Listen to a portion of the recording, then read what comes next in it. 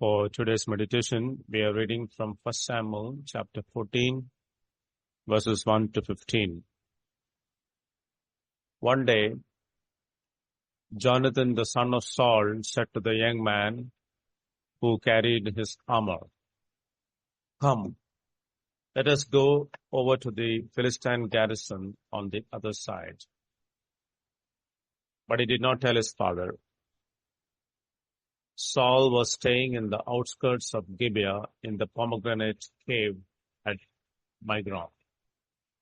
The people who were with him were about 600 men, including Abiah, the son of Ahitub, Ichabod's brother, son of Phinehas, son of Eli, the priest of the Lord in Shiloh, wearing an ephod. And the people did not know that Jonathan had gone. Within the passes by which Jonathan sought to go over to the Philistine garrison, there was a rocky crag on the one side and the rocky crag on the other side. The name of the one was Boses, and the name of the other Seneh. The one crag rose on the north in front of Michmash, and the other on the south in front of Geba. Jonathan said to the young man who carried his armor, "Come, let us go over to the garrison of this uncircumcised. It may be that the Lord will work for us, for nothing can hinder the Lord from saving by many or by few." And his armor-bearers said to him, "Do all that is in your heart. Do as you wish. Behold, I am with you, heart and soul." Then Jonathan said, "Behold, we will cross over to the men, and we will show ourselves to them.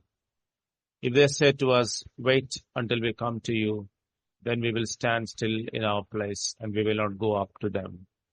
But if they say, 'Come up to us,' then we will go up, for the Lord has given them into our hand. And this shall be the sign to us." So both of them showed themselves to the garrison of the Philistines. And the Philistines said, "Look, Hebrews are coming out of the holes where they have hidden themselves." And the men of the garrison hailed Jonathan and his armor-bearer and said, "Come up to us, and we will show you a thing." And Jonathan said to his armor-bearer, "Come up after me, for the Lord has given them into the hand of Israel." Then Jonathan climbed up on his hands and feet, and his armor-bearer after him. And they fell before Jonathan, and his armor-bearer killed them after him.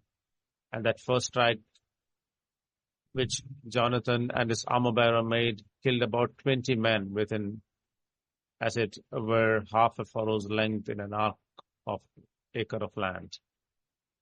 And there was a panic in the camp, in the field, and among all the people. The garrison and even the raiders trembled. The earth quaked, and it became a very great panic. Out of the 3,000 men that Saul retained to be with him, 1,000 were with his son Jonathan. In an earlier attack, Jonathan had defeated the garrison of the Philistines that was at Geba. This provoked war with the entire Philistine army of 30,000 chariots and 6,000 horsemen. They were encamped at Michmash, but foraging in different directions. One company held the pass of Michmash. Saul, Jonathan, and the few men with them were guarding Michmash, encamped at the nearby town of Geba. The people were deserting right and left. There were only 600 men with Saul. Israel was poorly armed, for the Philistines had removed all smithies from the land. Saul took no steps to build up a store of arms by bringing in or training smiths during the early part of his reign. He allowed dullness to set in. Only the men with Saul and Jonathan had swords. As for the others, even their agricultural tools were blunt. An essential feature of living among the Lord's people is sharpening one another by exhorting comforting and teaching one another through the leading of the Lord. The enemy will keep us from hearing the word of the Lord when we are disobedient. Thus we see that Saul was completely at a loss at this crucial time. During this waiting period, Jonathan decided to take the battle to the Philistines. He went with his armor bearer to the pass guarded by the Philistines. This may seem like a foolhardy act, yet Jonathan's action was motivated by faith. The Lord had promised Israel. Leviticus 26, verse 8, 5 of you shall chase 100, and 100 of you shall put 10,000 to flight. Your enemies shall fall by the sword before you. Thus he dared to challenge the military might and sheer numbers of the army, since he was backed by the power of God. Neither Saul nor the people knew that Jonathan had left the camp at Gibeah.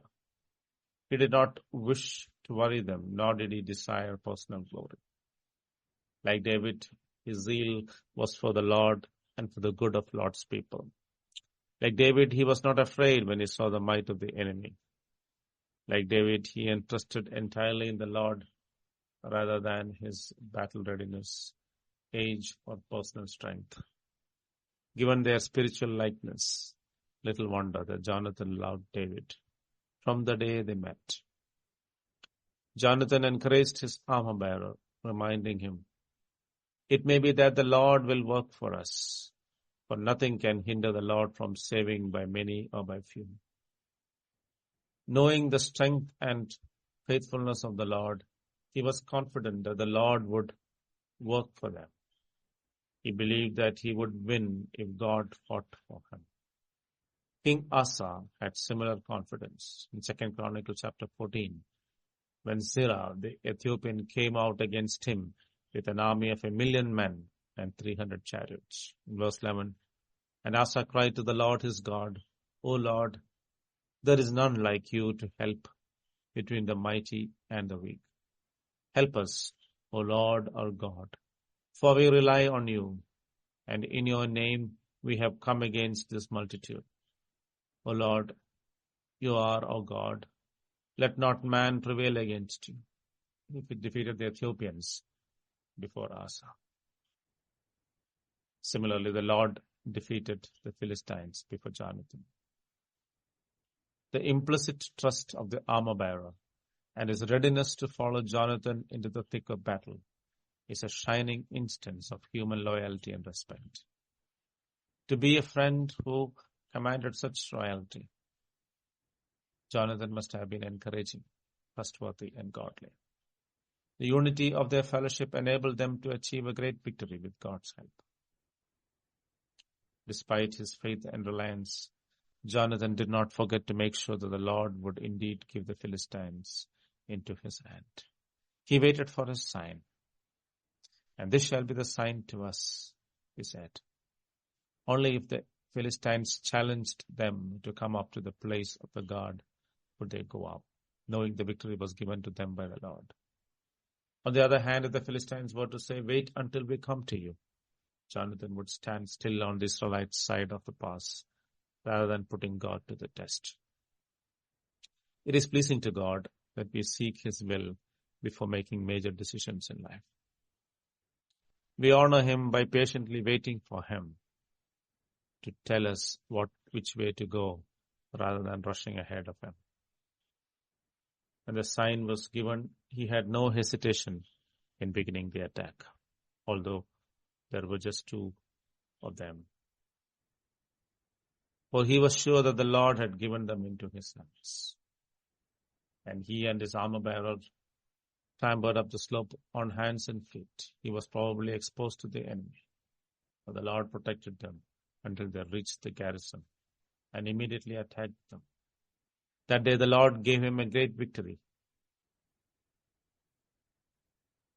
William Carey, the self-educated cobbler who became one of the greatest missionaries to India, said, "Expect great things from God. Attempt great things for God." He was not referring to selfish ambition, but to the courage and faith of Jonathan and his armor bearer. When yielded to the will of God, he became a mighty tool for his adopted country. During his lifetime, Harry translated the Bible into Bengali, Oriya, Marathi, Hindi, Assamese, and Sanskrit. He also translated parts of it into 29 other languages and dialects. His social work extended beyond translation and education to urge the government to outlaw such practices as infanticide and sati. He also impacted many other disciplines like agriculture, printing, and banking. Much of modern India would not be there where it is without his godly influence. The fire of Protestant missions was lighted in many parts of the world, and 200 years later, it is still brightly aflame. God is ever seeking those who will receive his power and grace in order to carry out what he desires to be done in the world. He chooses them, that by them he should make his faithful love and mighty power known. Let us cast aside our cowardice and desire for a soft, easy life when the battle is raging. Let us be on the lookout for opportunities where we may serve God according to his will, armed with faith that he is both willing and able to defend us and give us victory. God bless.